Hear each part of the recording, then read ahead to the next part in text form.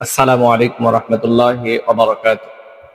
সম্মানিত বন্ধুগণ, ইসলামী আকীদা মতে কোনো বস্তু বা অবস্থা থেকে কুলক্ষণ গ্রহণ করা অথবা কোনো দিন, সময়, মাস অথবা বছরকে খারাপ মনে করা ইসলামী আকীদা মতে বৈধ নেই।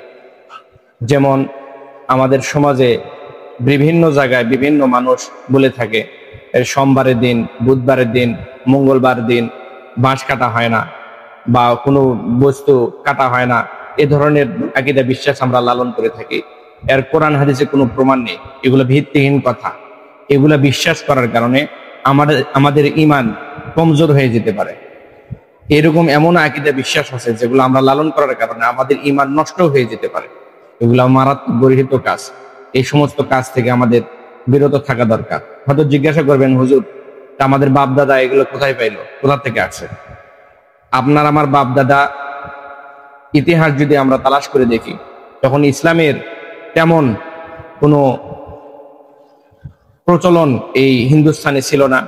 ইসলাম সম্পর্কে তেমন ধারণা মানুষের ছিল না।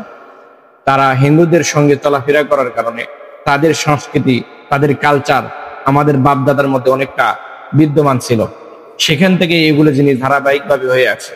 ইসলামের দাওয়াত যখন আমাদের মাঝে আসে, তখন সেই কালচারগুলো আমাদের ত্যাগ করাই উচিত। সেগুলা গ্রহণ করলে, আমরা জানার পরে যখন গ্রহণ করব, সেগুলো আমাদের গোমরাহির কারণ হবে। অবশ্যই এই ধরনের গর্হিত কাজ থেকে আমরা বিরত থাকবো। আসসালামু আলাইকুম ওয়া রাহমাতুল্লাহি ওয়া বারাকাতুহু।